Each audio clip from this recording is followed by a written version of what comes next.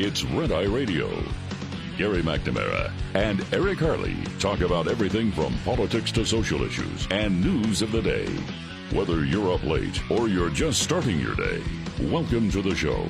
From the Uniden America Studios, this is Red Eye Radio. All across America and around the planet, we are Red Eye Radio. I'm Gary McNamara. He's Eric Harley. Good morning.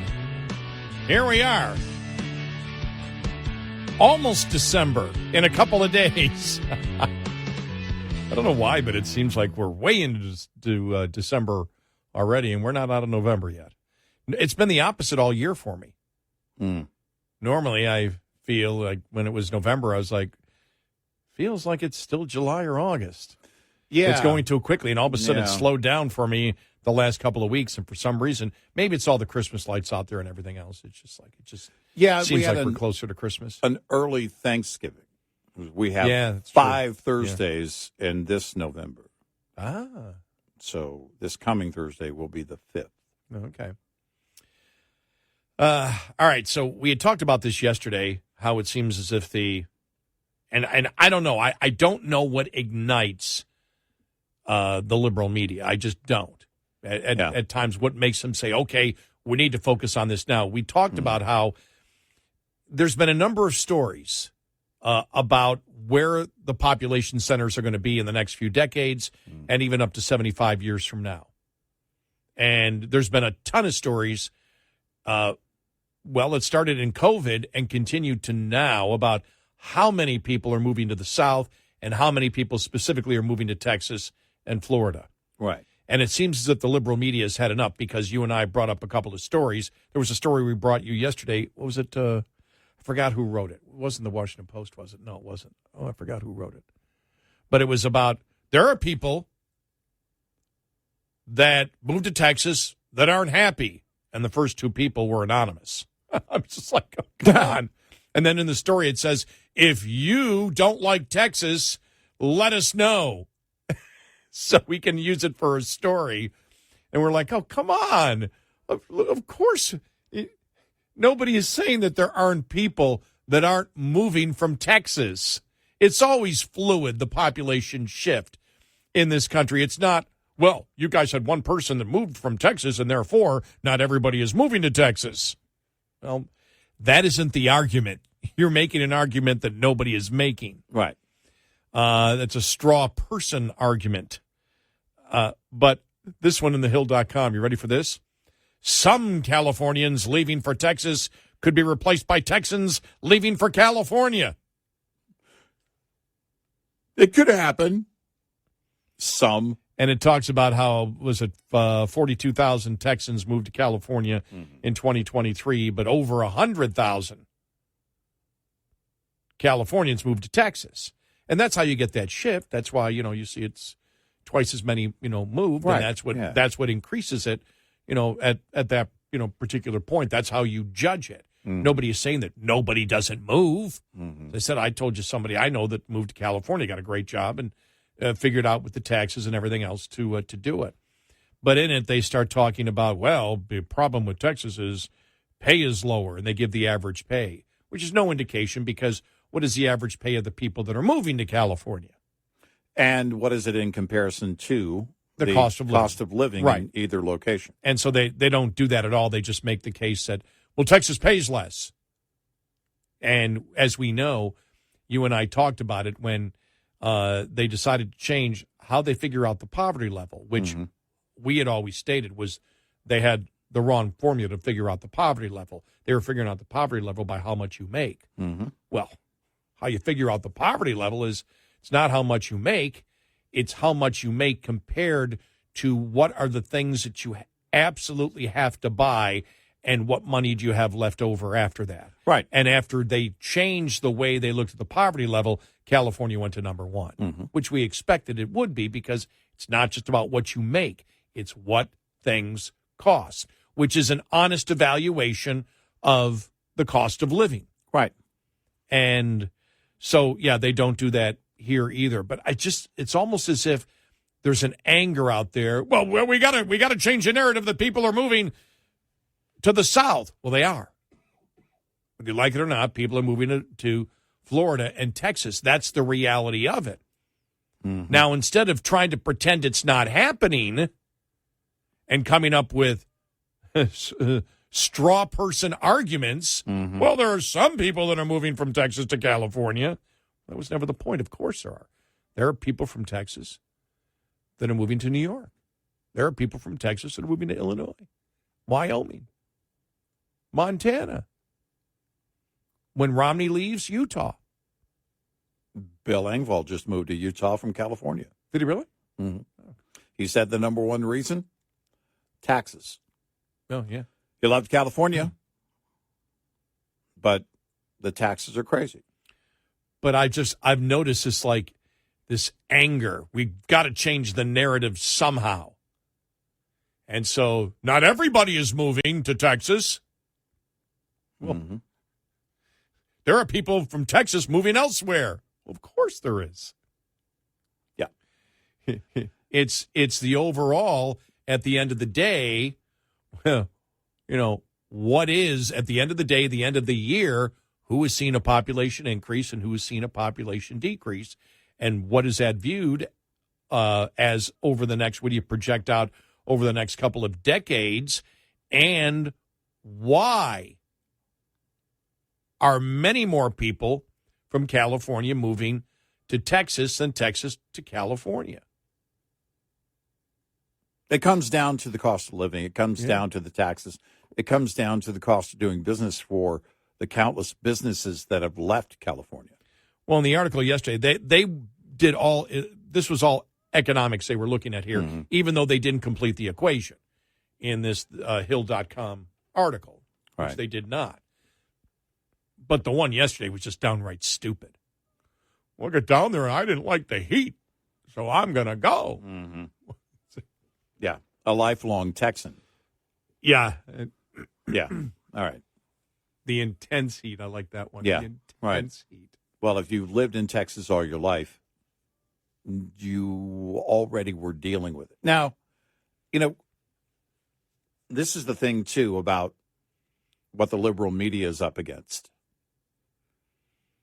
They're trying to portray a picture in the minds of people that already know the truth. When you're when you're no longer in the abstract at all, you're outside of that discussion of what would happen if more people moved from California to Texas. That's not the discussion. It's already happening. It's already a reality. And what the activists in these media groups don't see is the fact that you can't change, you can't reshape reality as much as you may want to. You can't reshape inflation, the facts. We were talking earlier about that TikTok video, $16 for and it's almost a year old. $16 for a McDonald's meal. Well, at the end of the CNN analysis of that, they were saying, but the fact that he bought it and he paid for it, he still paid for it, and McDonald's does put their prices on the menu and blah, blah, blah. They tried to, liberal media their way out of this. And the fact that people see inflation and say it's bad, but their behavior shows they're still spending money. That's their argument? Yeah, that's basically their argument at the end of it. That's a pretty poor argument. While the premise is right of the premise of the article and the basis of the article, the brunt of the article, the headline of the article is right, that a $16 burger meal is a problem for Democrats. They have to, of course, go back and go, but see, this is what it shows and blah, blah, blah, blah, blah. But it did point to, at the end, they pointed to and said, that may be because people don't fear being unemployed right now. They're willing to spend money and go into debt because they know in low unemployment, they're going to be able to find a job if they need a job. Yeah, we stated that already. Yeah. So you look at all of these different, dynamics of the reality of it all. You can't go in and wishful think your way through it in an abstract sense if you're an activist in a liberal media newsroom anymore. Because what you're trying to do is put the toothpaste back in the tube. You're trying to take it and use a method that was used years ago when people were still debating in the abstract. The reality of it is where we are now. The reality is that people can't afford to stay in California, many of them. They've got to go somewhere else. They've got to they want to raise a family where the cost of living isn't going to put them into great debt. They want to be able to earn more. They want to have more freedoms. Well, I would assume if you look at it, the mindset of most Americans, and we stated that already, when we looked at credit card debt, we said, well, probably more people are willing to take credit card debt. We stated this, obviously, because it's, how people respond to economics. If I feel like I'm secure in my job, and even if not, I can get a job like this, well, then I'm more willing to put myself maybe in more unhealthy debt. The debt still may be not the thing to do, but you're more willing to do it. Right. But the fact is, as we've seen, so you're more secure in your job because of the labor market. There just aren't the people out there to fill all the jobs, so your chance of getting a job is better, and you may feel more security. But the fact is, the prices are still hitting you, and you still have to pay your rent. You still have to buy food. You still occasionally, if you're out or doing something, you're going to want to eat out somewhere. The recognition of the fact that it's eating into, number one, your savings, that you may have to get another job, and at the same time, you are acquiring more debt, is not a positive in people's minds, which is why it's a negative for Democrats right now, as CNN probably, if they would have been more intellectually honest instead of trying to come up with, I think, dumb excuses. Yeah, well, he bought it anyway. Well, of course people buy it. Doesn't mean they don't recognize that it's a problem and that they don't want it changed. Well, here's the thing. Did it change the behavior of the man in the video? And I just use him as an example. Even if he had never made the video, he's already in line. It's like, oh, my gosh. Did it change it right then? No. But did it change it after that? Because there's the impact. All right. Well, I'm at the drive-thru, and I've got to have lunch. I'm starving. And, yeah, I'll pay the extra money today, but I don't think I'm going to make this a habit anymore. There's where you start to see the change, because at some point the debt adds up. If they're spending everything in savings, which, all data shows to that right now, points to that, and credit card debt on the individual level is at an all-time high. Well, if that's the case, that can only sustain for so long. Well, he might have bought the sandwich, but inflation may make it where he's delaying buying a car. Mm-hmm. You don't have the evidence of what he isn't buying because there isn't no evidence of what you don't do. And those regular behaviors that would have been in the past of eating a cheap meal for lunch are gone. Okay, I got to find something else because I can't afford this every day. And that's the impact. Actually, the fact that he did buy it, I would say, has a greater potential for having a negative impact in terms of going back and repeating that behavior. When you say, the data shows a lot of things, but at some point those habits start to change. At some point, there is no more room on your credit card.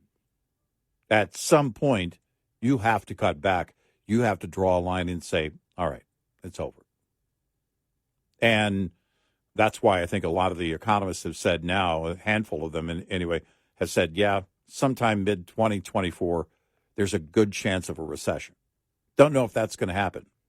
But it would make sense on the heels of depleting your savings account and running up credit card usage to a historic high collectively.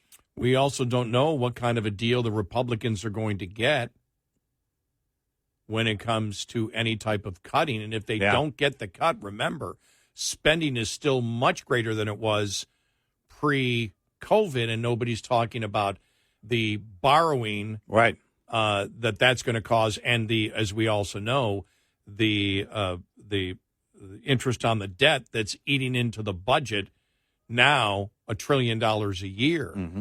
All those factors are going to cause more inflation. Right. So, again, we don't know because nobody's discussing, well, what are they actually going to borrow next year? What are they going to do? How can Republicans actually do anything to stop any spending? I don't know if they can. I don't think they can.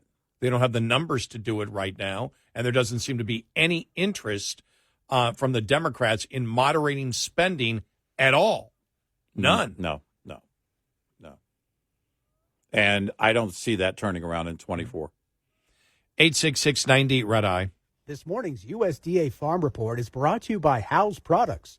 Tested, trusted, guaranteed since 1920. The significance of increasing U.S. dairy exports into Canada in the context of the recent U.S.-Mexico-Canada Agreement Dispute Settlement Panel ruling on our nation's second challenge to Canadian dairy policy. Michael Torrey of Edge Dairy Cooperative explains from the point of view of upper Midwest dairy producers. Dairy exports are a huge part of what we deal with every day. In the last 10 years, exports in the dairy world have increased 85%, 25% year-over-year in terms of dairy exports and value. The farmers in the upper Midwest, there's a lot of cheese processors, and so it's important that we continue to have free and fair trade and stability that our farmers can count on so they can continue to grow. The USMCA panel ruled 2-1 in favor of Canada in the dispute. Both U.S. Trade Representative Catherine Tai and Agriculture Secretary Tom Vilsack via press release expressed disappointment in the ruling and noted the U.S. will continue to address the issue with Canada. I'm Rod Bain reporting for the U.S. Department of Agriculture in Washington, D.C. This report brought to you by Cenex Fuels and Lubes. Get in touch with Red Eye Radio, toll free at 866-90 Red Eye.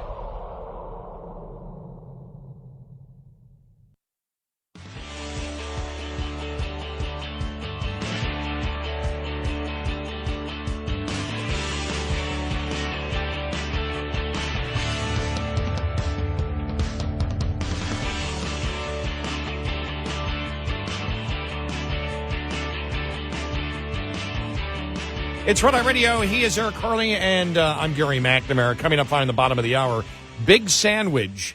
You've heard of Big Oil. We've talked about Big Wind. And now Elizabeth Warren taking on Big Sandwich.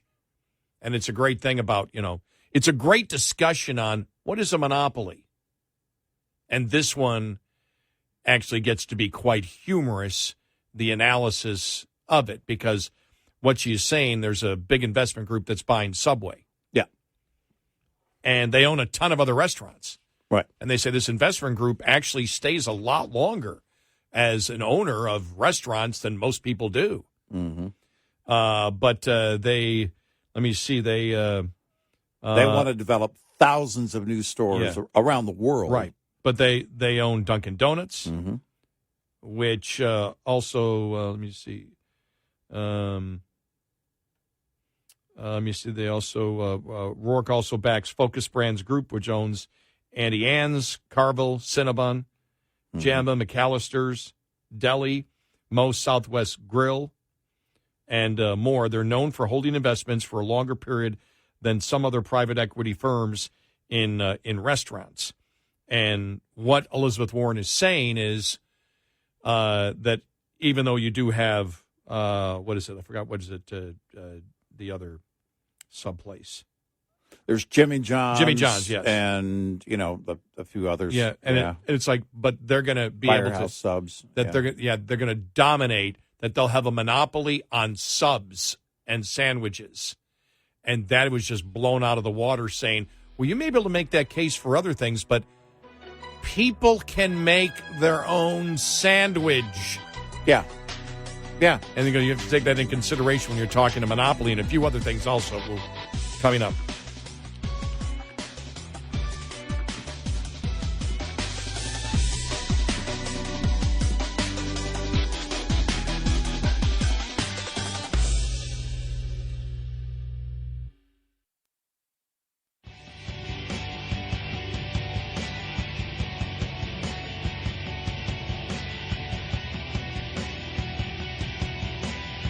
You're a threat to democracy if you don't download our app, Red Eye Radio.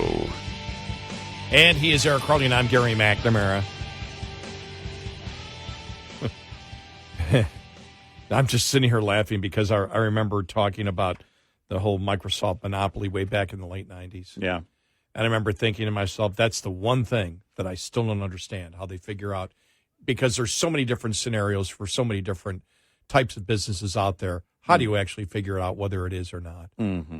You know, for example, there's a pretty specific definition of a murder. Yeah. Right? I mean, I'm just talking about crimes or stealing or whatever. Uh-huh. Embezzlement, bribery. Well, I mean, maybe not for certain families. But it was a loan. But when it comes to monopolies, it's a one thing I still don't understand how the courts sit down and figure it out. That has befuddled me for years. But in this case, and it's editorial in the Wall Street Journal, Elizabeth Warren takes on Big Sandwich. Not Big Oil. Not Big Wind. No. As we've talked about. We've been very specific. If you heard, let's put it this way, about a month ago, if you heard our discussion on Big Wind, I guarantee you didn't forget it. But Elizabeth Warren wants to break up Big Sandwich, reads the headline at the Washington Examiner, op-ed from Tom Joyce. Since consumers tend to love a big sandwich, a little explanation is in order. Not that it will make Ms. Warren's latest campaign any more appetizing. It seems we are asked to believe that the sale of America's 8th biggest fast food chain will destroy the delicate balance of power at the lunch table. The trigger began in August. The Wall Street Journal covered it, and this is where Subway agreed to be required by, I guess it's Roark Capital, in a deal that the sandwich chain's chief executive said will help spread tens of thousands of new locations around the world. For the investment capital group, the deal solidifies the firm as one of the largest private equity investors in U.S. restaurant chains. In 2020, Roark-backed restaurants company Inspire Brands bought Dunkin' Donuts for $8.8 billion. Inspire also owns Arby's, Buffalo Wild Wings, Sonic Drive-In, and Jimmy John's.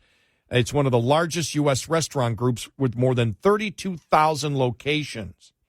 Roark also backs Focus Brands Group, so they provide the capital for another company, which owns Auntie Anne's, Carville, Cinnabon, Jamba, McAllister's Deli, Moe's Southwest Grill, and more. Roark is known for holding investments for a longer period than some other private equity firms in restaurants.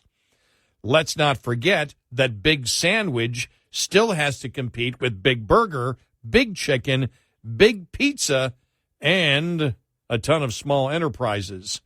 But Senator Warren writes on X, "We don't need another private equity deal that could lead to higher food prices for consumers. The FTC is right to investigate whether the purchase of Subway by the same firm that owns Jimmy John's and McAllister Deli creates a sandwich shop monopoly." The senator is cheering on some equally misguided Biden administration regulars. As written in Politico, amid its high-profile assaults on Amazon and Microsoft, the FTC isn't too busy to worry about people's lunch. The Federal Trade Commission is investigating if the $10 billion purchase of Subway creates a sandwich shop monopoly. The government is focused, in part, on whether the addition of Subway gives Roark too much control of a lucrative segment of the fast food industry, the people say. The Washington Examiner and Mr. Joyce, who wrote an op-ed piece on it, helpfully notes, a monopoly exists when one company has total control of a commodity or service. Creating a sandwich shop monopoly is nearly impossible in a country with over 330 million people, independent sandwich shops, grocery stores, restaurants, food trucks, and sandwich chains not owned by Roark Capital, that exists throughout the country, including Massachusetts. Also, most people, including children, know how to make a sandwich. You can't control the market if people can make the product themselves very easily. Well, because then we get back to defining what a monopoly is in this case, and that would be, do they control 9 out of the 10 options that a person has For lunch. for eating a sandwich? Right. And the answer is not even close. And so they write here, many people even pack homemade sandwiches for lunch when they go to work and school. That said, if someone wanted to start a sandwich shop, he or she could succeed by offering different or better options in shops such as Subway. Mm-hmm. Many people believe that he or she already has. As the Wall Street Journal pointed out, Subway last year did nearly 4 times the U.S. sales of its closest competitor, Jersey Mike's Subs, though that chain is growing faster than Subway and averaging higher sales per location. The FTC and the senator will no doubt face a great deal of skepticism around the idea that Subway's new owner can prevent competitor Jersey Mike's from continuing to serve consumers. But Mr. Joyce has raised a critical point. How can any company exert monopoly control over a product that consumers can easily make on their own? Which is a great point. Well, I mean, you could go in and say, I mean, if you're going to try and create the victim here, well, then this private equity firm here is a victim of Oscar Mayer because they have shelf space on how many locations in grocery stores? A lot. It's everywhere. Yeah. It's every grocery store. Mm-hmm. Mrs. Baird's bread. Oscar Mayer's in cahoots with Mrs. Baird's bread and French's mustard. We all know it. Big Mustard's been a problem for a long time. And they try and play it coy, with their, it's only $1.29 for a jar of mustard. But are you talking sandwich monopoly or sandwich collusion? Both. Because both are a problem in America right now, and we all know it. Don't get me started on soup. Campbell's. No, these Campbell's people. Elitists. Well, the funny thing is, I was in the store the other day. Mm-hmm. And so I'm like, I need to buy some deodorant, antiperspirant deodorant. So I went to the shelf. Who was I thinking of? Bernie Sanders? Yes. You know why? What in the world is all this choice? They don't like Now, they don't like monopoly, and they don't like too many choices. I Think will about say- this. Bernie Sanders, who doesn't like a monopoly because he's Yeah. like Elizabeth Warren, right. is the same one that complained that the problem with capitalism is there's too many choices, Too many choices. of deodorants. Right. And that he, as president, would ensure that we didn't have as many choices. Right. Now, Well, that's government interference in the marketplace, and you're worried about a monopoly? as I grow older on the deodorant thing, am slowly edging more toward Bernie, only because I can't find my brand. There's so many choices. Where's it? Did you guys move it? It took me a few minutes to figure out what I wanted to get, and Exactly. it was just deodorant. Bernie was right. Too many choices Yeah. makes it so I have to think Right. and search. How dare they do And so that? the government needs to come in and regulate this and make sure that I have fewer choices in deodorant. Okay, so look at what you have under the Rourke Capital, monopoly. Jimmy John's, right? Arby's, and they got the meats. McAllister's Deli and Schlotsky's. Mhm. If you know anything about just those brands, and then throw in Subway for the sake of the conversation, you know that their products are vastly different. A Jimmy John's sandwich is not Subway and vice versa. Arby's is not a burger. It's not McDonald's. It's not McAllister's Deli. McAllister's Deli isn't Subway. So what does it show you? Well, they have a diverse portfolio of restaurants. So where do you want to draw this line? I mean, I know for Elizabeth Warren, she's going to scream monopoly all day long, but the aforementioned Disney, they own all of it. They own Kermit the Frog and Yoda. Nobody gets to, two green creatures under one ownership? No, that's not America. And they own all the Disney worlds. All the Disney worlds? You're telling me Disney owns all of the Disney parks? You know, the thing that comes to my mind is you and I talked about this, and this is when Obama was president. Remember the polls showing what Americans cared about? Yeah. And all the Obama administration was doing, because you and I monitored this for the longest time. It would come in, if you've been a long-time listener to the show, we'd sit there, and every day was climate change and racism are the worst problems that we have. Right. And they would talk about it. And then you'd go to the polling of Americans, and climate change and racism would be on the bottom of the list. Yeah, right. And it was like you and I said that we came to the conclusion that Democrats figure, let's talk about something that Americans don't care about, but gives the impression that we care, that we can virtue signal, and we won't do any damage, and we won't do any benefit by the things that we loudly promote, because Americans' concerns are elsewhere. But it'll just be that, they're concerned about something else, but they're still concerned. Right. They're concerned about things like saving the planet, whatever, and racism, even though I don't believe that's a big problem, as most Americans did not.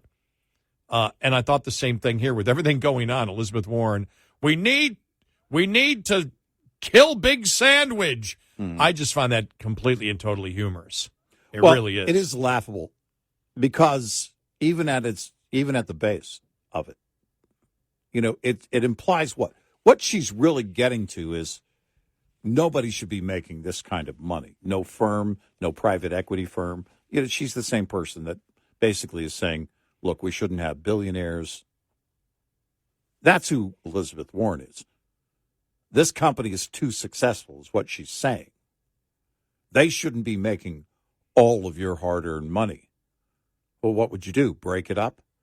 Well, if it were Elizabeth Warren, they'd break it up down to individual shop owners. And that's what she would do. That's where she would stop. Unless that one individual shop owner then started to have too much money. Then we're going to get involved in that, too. It'd be like a Hallmark movie. Yeah, exactly. Where you don't really see any fast food franchises in those little towns. It's all mom and pop shops. And it's all homemade bread. Yeah. Remember, though, the mom and pop shop screwed over Kramer. Mm-hmm. Yeah, of course. But I mean, this is the false notion. Oh, jeez. That and this idea that no company should make too much money. No person should have too much money. Well, hold on a second.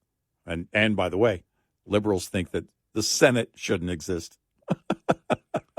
Hey, there's only 2 people in her state that have that much power, right? I mean, we should break it up. I mean, it's absurd. And that's where she's going with this. It's all about making too much money. 866-90 Red Eye. We'll be right back with more Red Eye Radio with Eric Harley and Gary McNamara.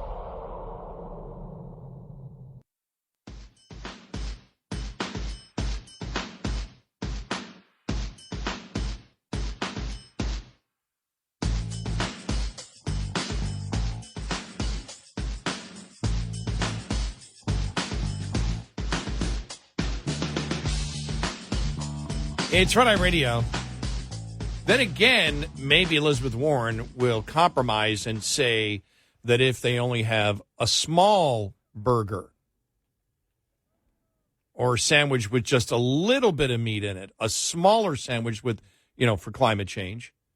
A very small soda because of the sugar content, going back to the old New York City law. Mm-hmm. And definitely a small fry where costs can be kept under control at that point. Yeah. So they can continue their monopoly as long as they sell not a foot long, but just a 6-inch or sandwich. they pay a special tax as an investment group. Since you own so many, you'll pay a greater tax, a monopoly tax. We'll let you get along or get by with it, and you can get away with owning it, but you're going to have to pay us. The only rule that Subway should follow is don't bring Jared back. Yeah. Yeah.